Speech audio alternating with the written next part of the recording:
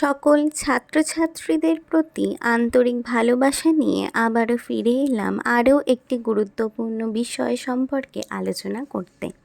আজ আমরা চর্যাপদের সম্পর্কে বেশ কিছু গুরুত্বপূর্ণ কথা জানব। আমরা জানি 1907 সালে হরপ্রসাদ শাস্ত্রী মহাশয় নেপালের রাজদরবার থেকে চর্যার পুঁথিগুলি আবিষ্কার করেছিলেন।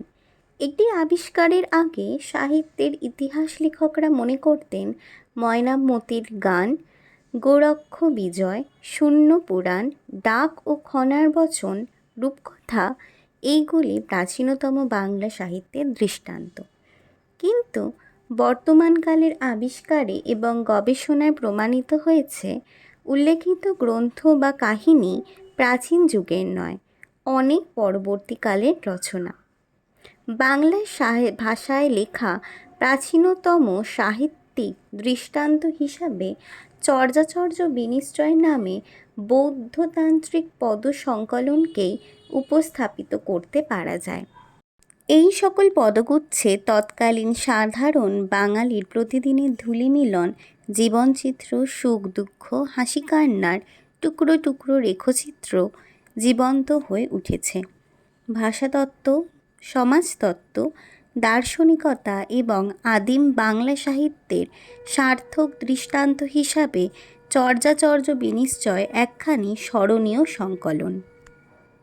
এবার আমরা চোখ রাখব আমাদের নোটসে, যেখানে আমরা পদকর্তাদের নাম জানব, চর্যাচর্য বিনিশ্চয়ের ভূমিকা জানব, ভাষা জানব এবং তার সম্পর্কে কতগুলো গুরুত্বপূর্ণ বিষয় আমি তুলে ধরার চেষ্টা করেছি এই ভিডিওতে।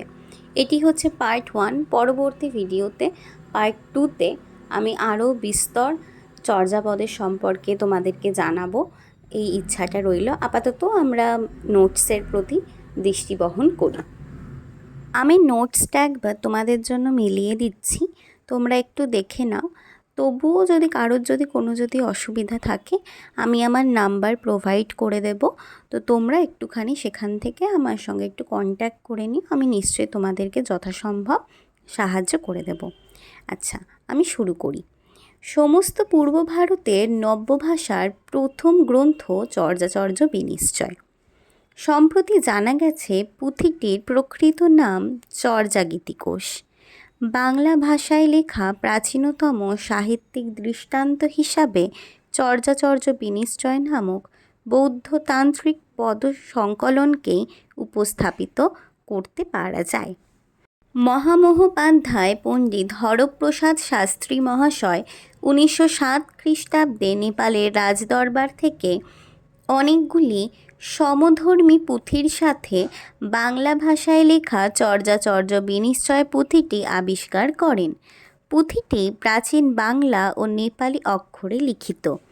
প্রাচীন বাংলায় রচিত পুঁথিগুলিকে একত্র করে 1917 খ্রিস্টাব্দে বঙ্গীয় সাহিত্য পরিষদ থেকে 1000 বছরের পুরাণ বাংলা ভাষায় বৌদ্ধগান ও দোহা এই নামে সুসম্পাদিত করে তিনি প্রকাশ করেন।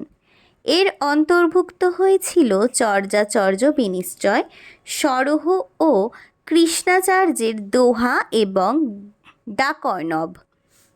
সংকলনটির যথার্থ নাম কী ছিল তা নিয়েও বহু বাদ প্রতিবাদ রয়েছে।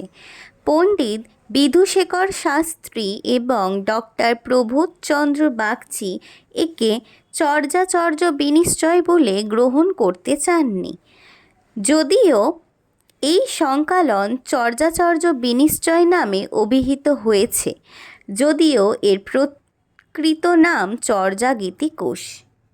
চর্যাপদের মোট 50টি পদ ছিল, কিন্তু 3টি পদ পুরোপুরিভাবে এবং আর একটি পদের শেষাংশ নষ্ট হয়ে গেছে। উক্ত পুঁথিটিতে মোট 46.5টি পদ পাওয়া গেছে। প্রত্যেক পদের অন্তে বৌদ্ধ পণ্ডিত মুনিদত্ত সংস্কৃতে তার টিকা সংযোজিত করেছেন। 24 জন পদকর্তা বা সিদ্ধাচার্যরা পুঁথিটির সাধন ভজন বিষয়ক পদ রচনা করেছেন। প্রত্যেক পদের শেষে পদকর্তার নাম দেওয়া আছে। প্রধান পদ্মকর্তাদের মধ্যে সিদ্ধাচার্য লুইপাদ, ভূসুকপাদ, কাহ্নপাদ, সরহপাদ, শান্তিপাদ ও শবরপাদের নাম উল্লেখযোগ্য। এদের একাধিক পদ এই সংকলনে গৃহীত হয়েছে। পদকর্তাদের অনেকেই বাংলা, মিথিলা, ওড়িশা ও কামরূপের অধিবাসী ছিলেন। তাই তাদের পদে পূর্ব ভারতের জীবনচিত্র অধিকতর প্রাধান্য পেয়েছে।